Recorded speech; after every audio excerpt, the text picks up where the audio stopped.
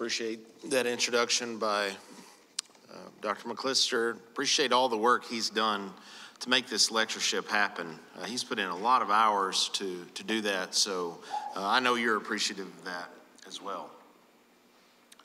One of the things that has surprised me about New Testament studies is how few scholars question the existence of Jesus. Many scholars might question the attribution of certain deeds or words to Jesus, but it has been my experience that very few question the existence of Jesus. So the question is not, does Jesus exist? The question is, who is this man? Which, of course, is the question the disciples asked Jesus in Mark 4:35 to 41, the text for discussion this morning.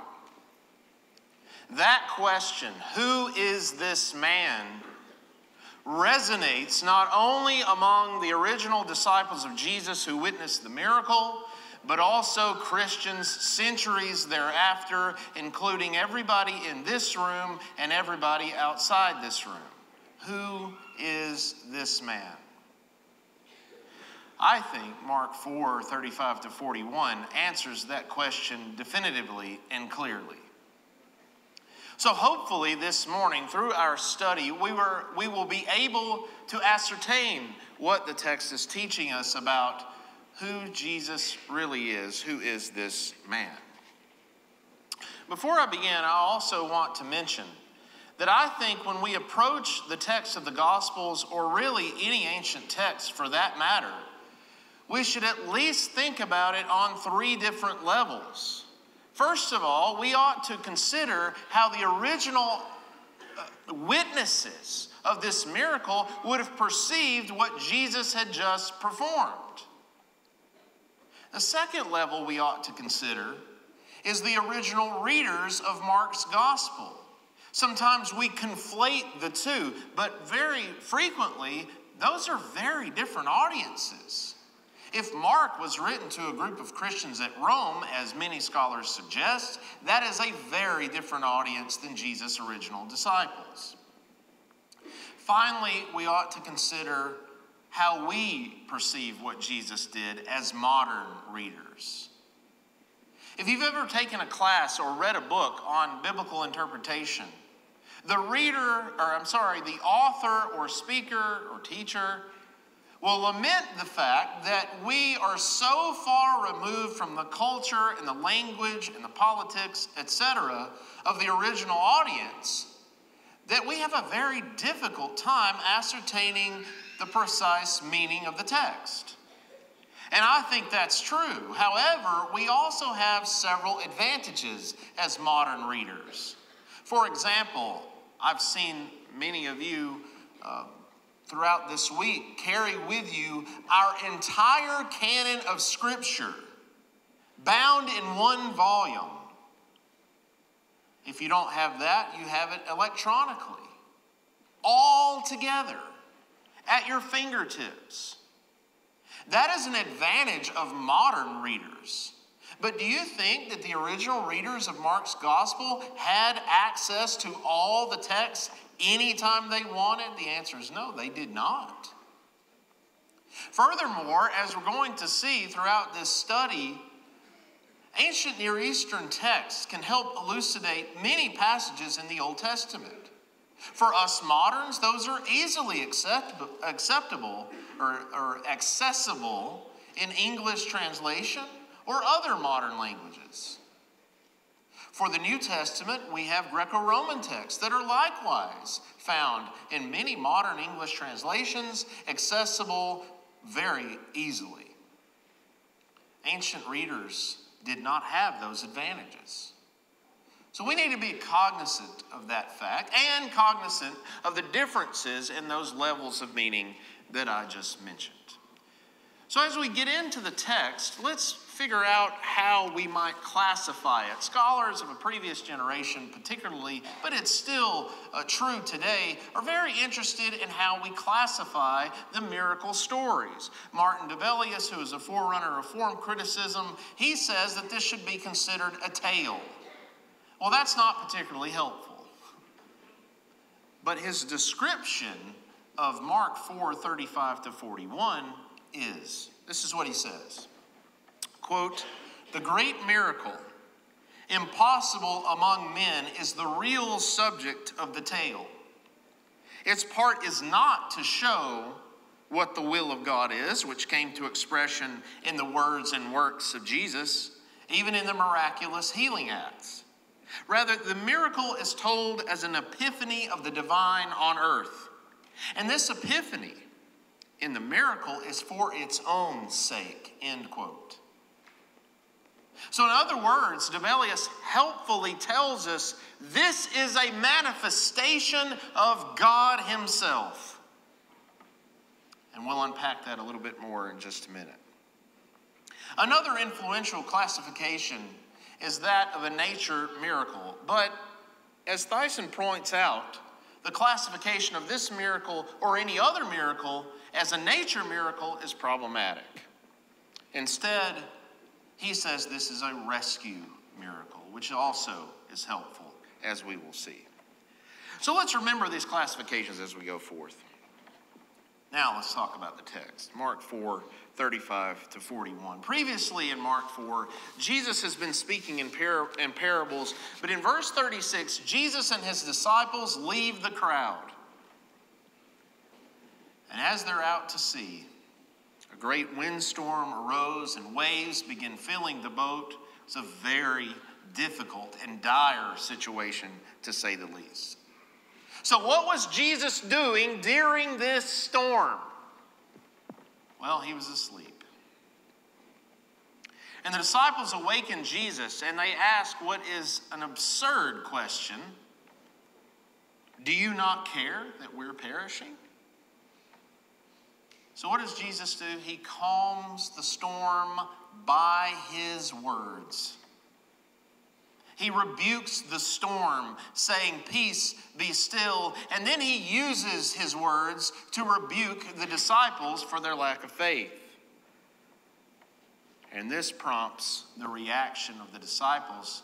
Who then is this, that even the winds and the waves obey him?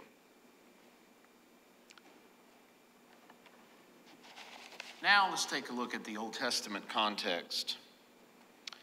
First, I think the most clear parallel, at least generally speaking, is the story of Jonah. Jonah, asleep in the boat, there's a great storm, and because of something he does, the storm subsides. Hopefully, some of you, or many of you, are thinking, yes, but there are some significant differences. And that's my point. How did Jonah stop the storm? Well, he jumped overboard. Why was Jonah asleep? Well, we're not told. But Jerome, in his commentary on Jonah, he says that maybe he was asleep because of sadness, not security, like Jesus was asleep. So I think, just generally speaking, Jonah becomes an intertextual foil for Mark 4:35-41. A more prominent theme, I think, is the notion of Yahweh's victory over the sea. And you see this in particular in Psalm 107, 23-32, which I think has a close affinity with Mark 4:35-41.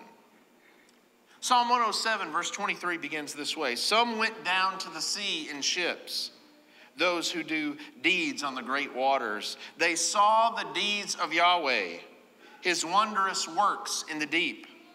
For he spoke and roused the stormy wind, and the waves were lifted. They went up to the heavens, they went down to the deep.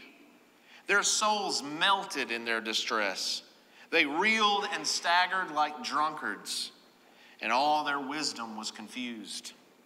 But they cried to Yahweh in their trouble, and he delivered them from their plight. They were glad that the waters were quiet, and he brought them to their desired harbor and let them thank Yahweh for his loving kindness and for his wonderful works for the sons of men. Let them exalt him in the congregation of people. Let them praise him in the assembly of elders. There are several parallels to Psalm 107 and Mark 4. But there's also a crucial difference, or is there? You see, Psalm 107 attributes the rescue to Yahweh. But in Mark 4, it's Jesus. Do you realize what is happening here? The author of Mark is now identifying Yahweh with Jesus. You see, as I said earlier, Dilbeck says this is an epiphany. This is an appearance of God on earth. That's part of the miracle. But you see, in antiquity, when you say God, it's not as if everybody knows what you're talking about. By the way, I don't think that's necessarily true today either. But especially then, when you say God, the question that might come back is which one? So it's not just any God. It's not just some abstract notion of a divine being. Mark is connecting Jesus with Yahweh.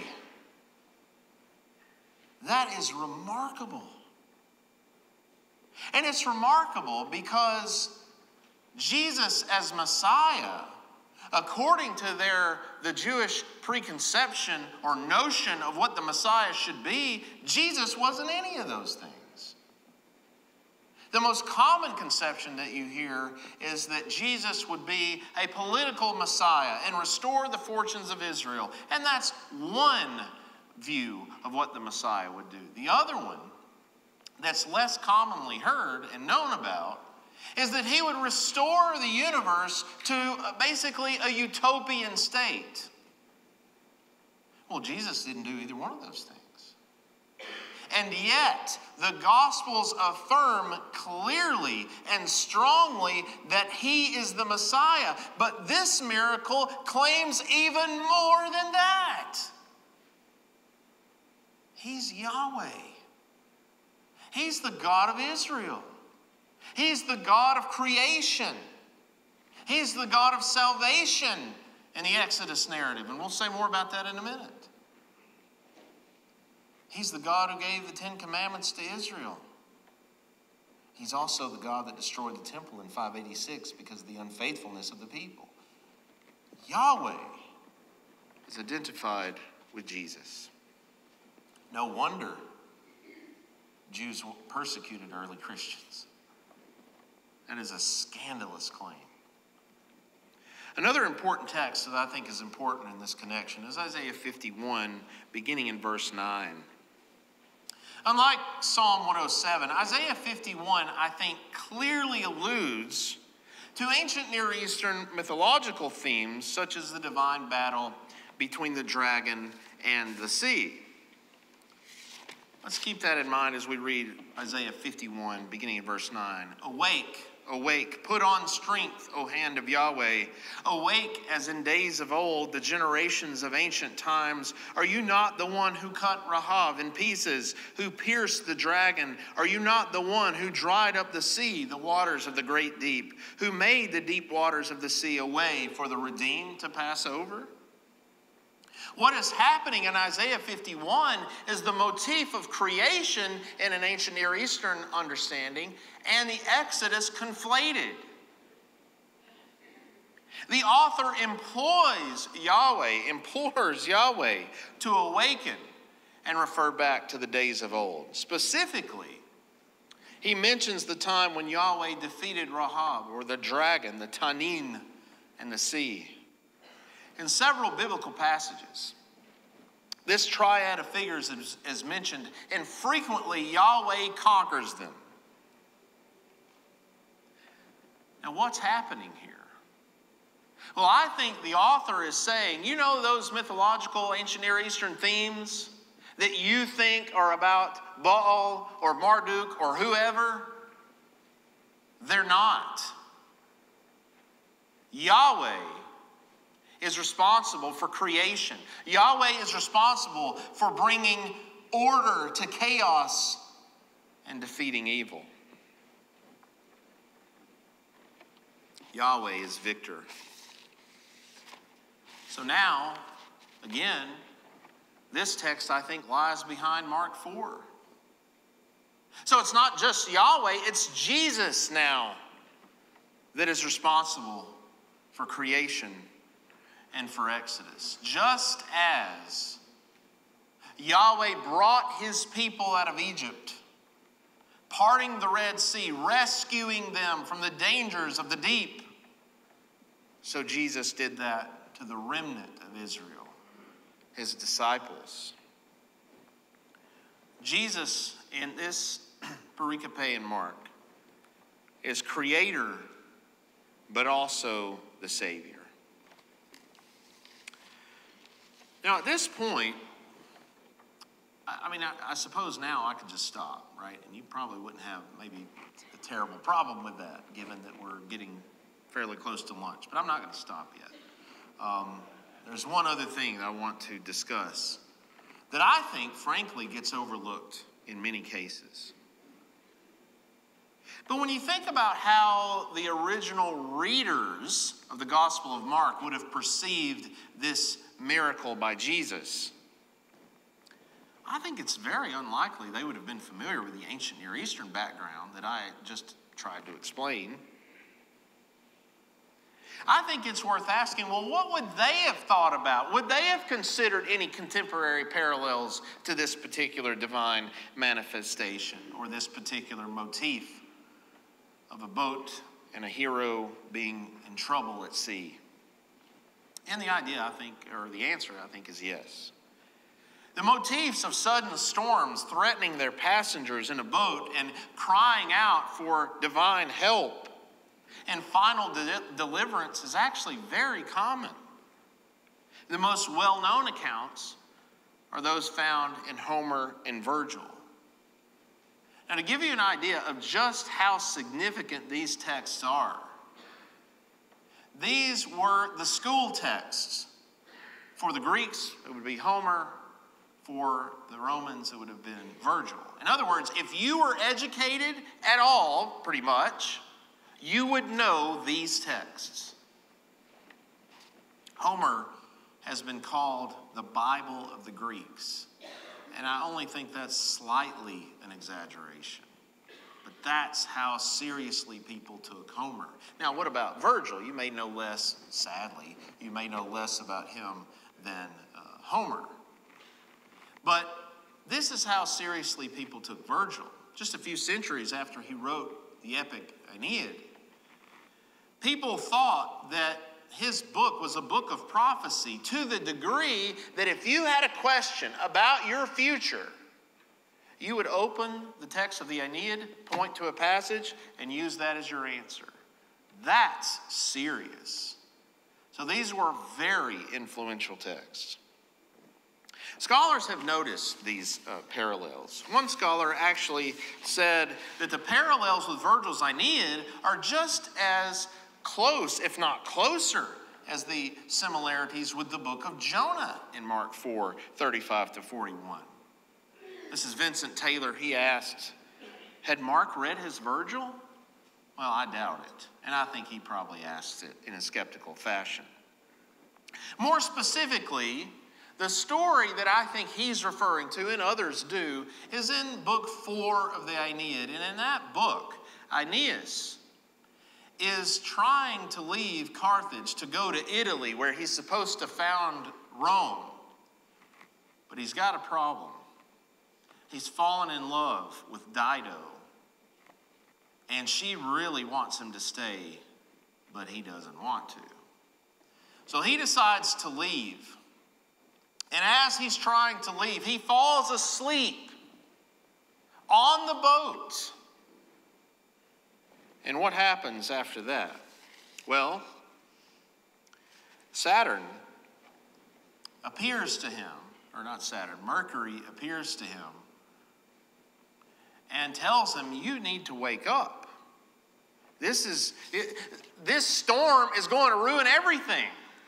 So Aeneas wakes himself up, he urges his men to set sail, and he's rescued.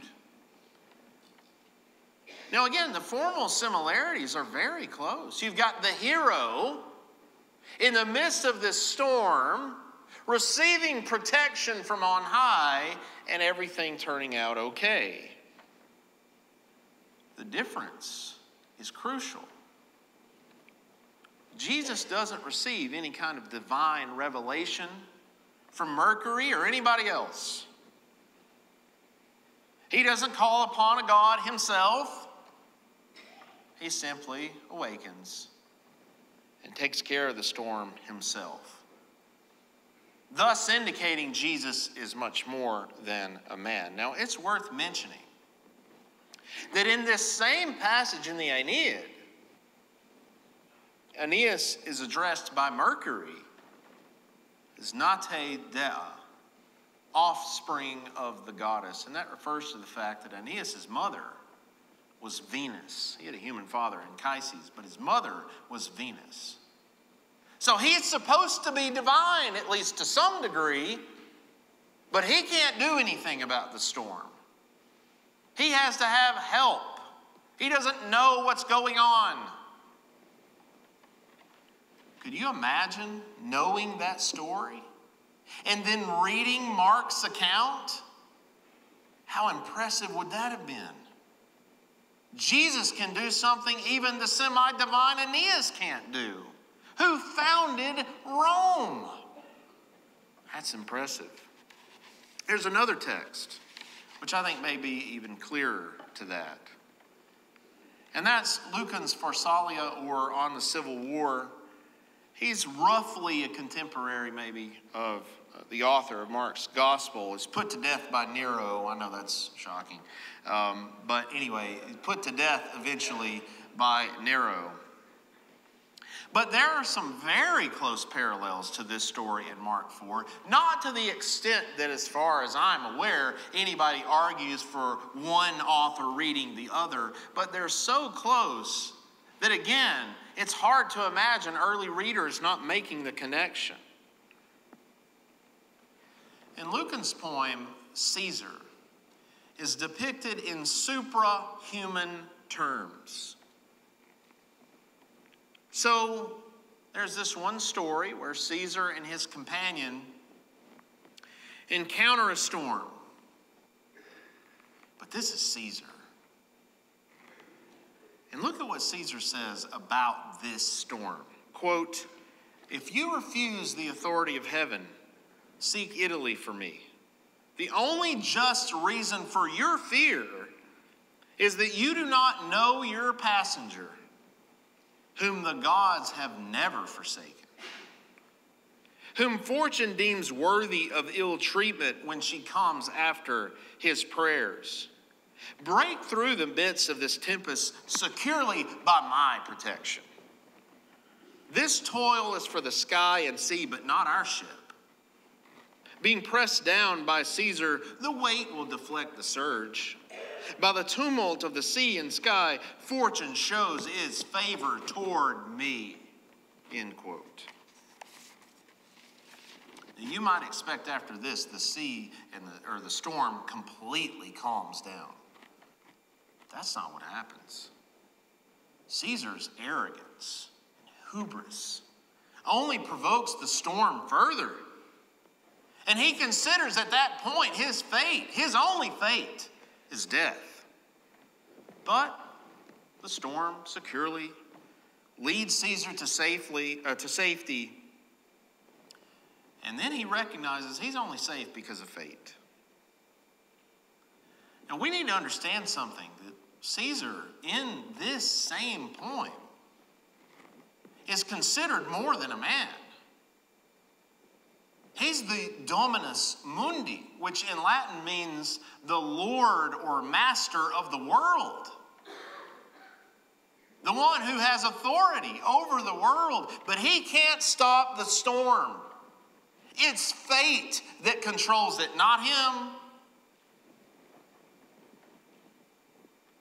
Caesar ultimately is not the master of his destiny.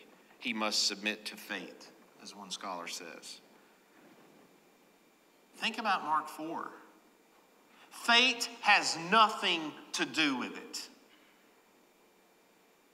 The only thing that rescues the disciples is the absolute power of Jesus, the true Dominus Mundi, Lord of the world.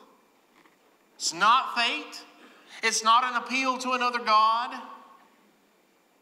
It's Yahweh himself, as I've already stated. So let's come back to this question with which I began. Who is this man? One cannot read, I think, the text and think that the question is kind of odd. Because as we've just seen, Jesus is so much more than a man. But you know, sometimes I think we're pretty hard on the disciples, right? I mean, to even ask that question, you think, how can you even ask that when witnessing what he has just done? But would we have been any better? I mean, can you imagine being in the presence of someone who has that much power? I can't imagine it. I've never experienced anything like that, but I, like many of you, have experienced a storm. We'd only been here, as many of you know, we've only been here a couple of years. So last year, we'd only been here just a few months. And that's when the hurricane decided to show up. So that was great. But there was some uncertainty as to how it would hit the Tampa area. And I'd never experienced a hurricane. So I didn't know what to think. And so the night that it was, the strongest part was supposed to hit, my family and I, we slept downstairs because we thought, well, I guess we'll find some kind of shelter. We had no clue what to do, by the way, but that's just what we thought. And I remember going outside before we knew that it wasn't going to hit us, thankfully. And the sheer power of that storm was so impressive. I can't imagine being in the presence of somebody who can just say stop, and it stops. So before we think that the disciples ask a ridiculous question, would we do any better? When we look at this text, what is the point for us?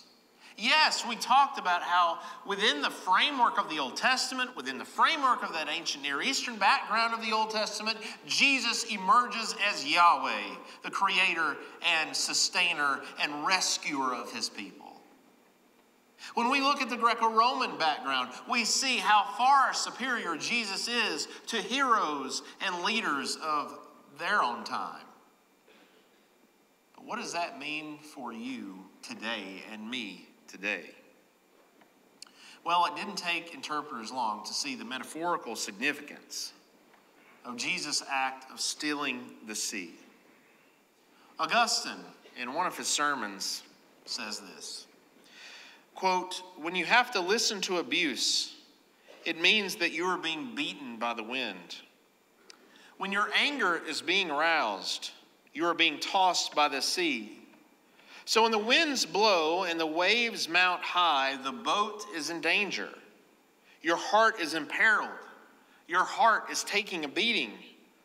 On hearing yourself insulted, you want to retaliate.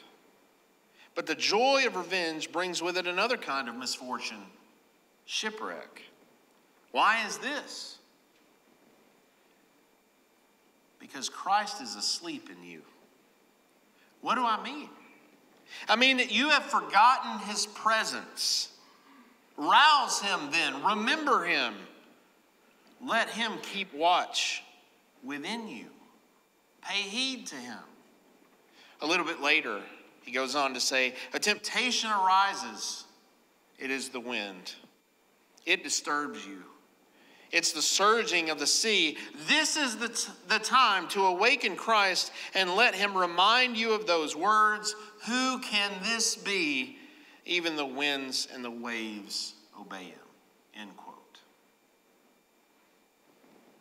If Jesus is a being who can actually calm storms, thus showing his superiority over anything even our imaginations can construct, then is there anything he can't do for us in our own lives? Absolutely not. You see, Jesus can help us no matter the situation.